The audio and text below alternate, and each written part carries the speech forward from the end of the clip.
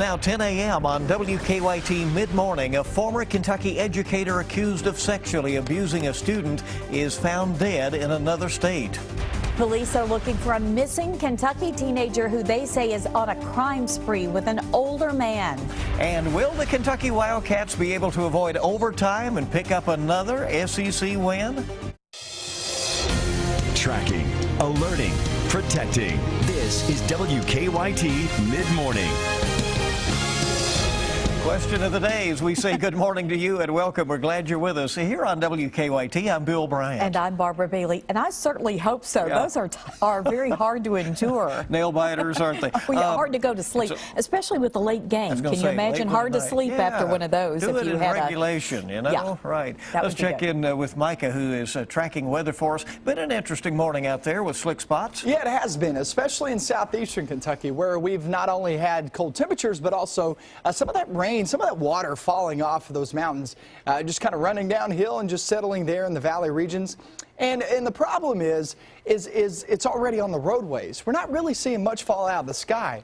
But with some drizzle over toward the east southeast, it's not much, but the water already left over on the roads and temperatures like that, it's easy to freeze some things outside, especially with the temperatures we've had the past few days where it really cooled off that ground. So there is a slight chance of a mix in the southeast, but that's about it. And we're talking 20–30%.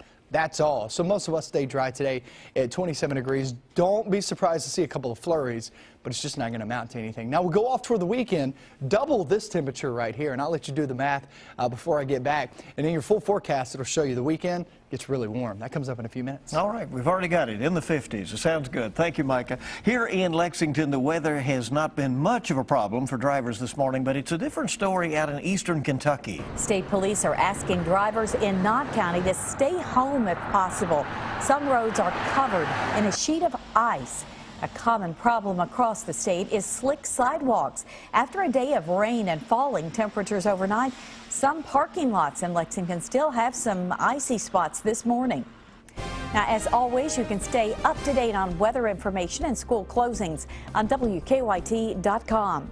A former Kentucky educator accused of sexually abusing a student has died days before she was due in court. Berea police say Joy Hayes died over the weekend in Lee County, Virginia. The Herald-Leader reports that police suspect her death was an overdose. Hayes was charged with sexually abusing a student who police say she met while she was an assistant principal at Madison Southern High School. She was arrested and had resigned from her job. Hayes was set to appear in court later this week. Before taking the job in Madison County, Hayes was the principal at Lexington Traditional Magnet School. Police are searching for a missing 13-year-old Kentucky girl who they say is on a crime spree with her boyfriend. Grayson County deputies say Cheyenne Phillips and 18-year-old Dalton Hayes crashed a stolen car and ran from police before stealing another vehicle.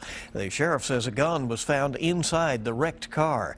Police say the two likely have no money, and the sheriff is worried about what they might do to get cash.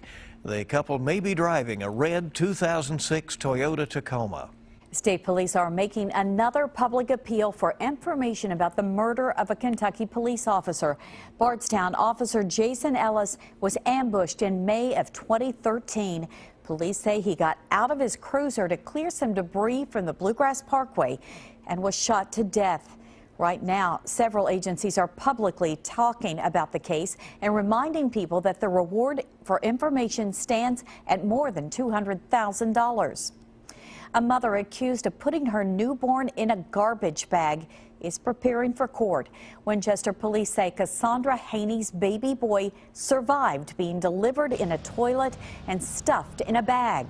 Haney told police she did not know she was pregnant.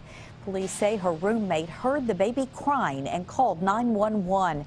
Haney will be arraigned tomorrow on attempted murder and evidence tampering charges. We're tracking the investigation into a shooting that injured a husband and wife.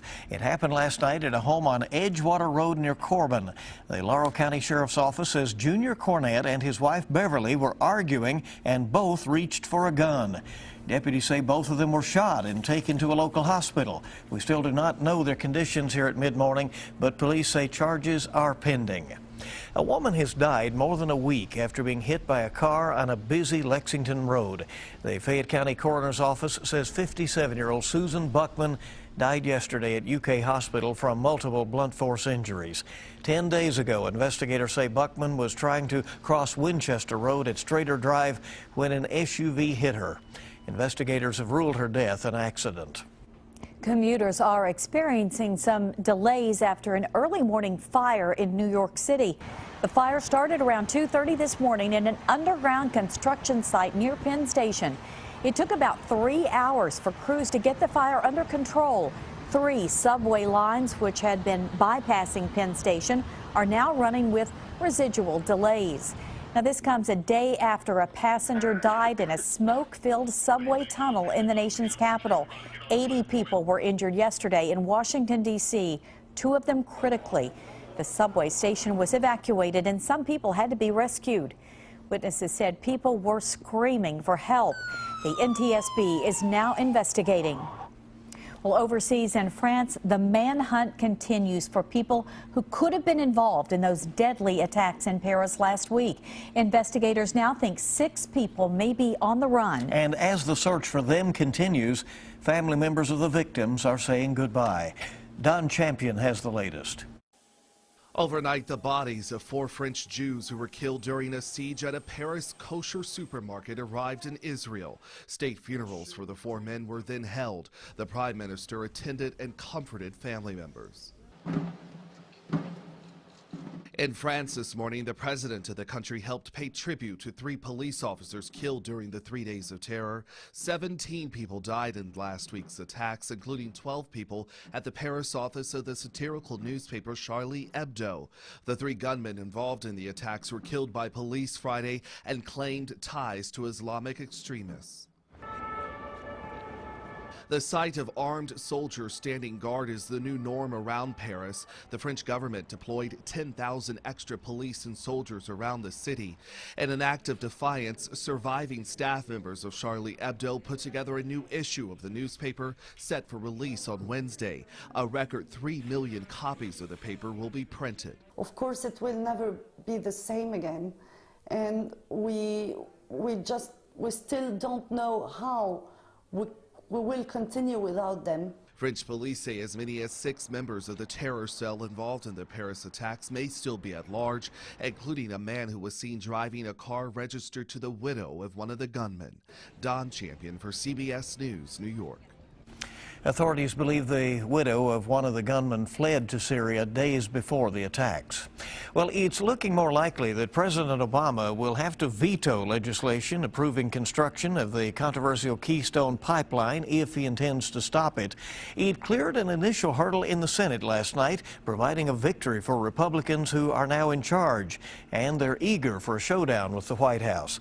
The vote authorizing the pipeline got 3 more than the 60 votes needed to advance the bill.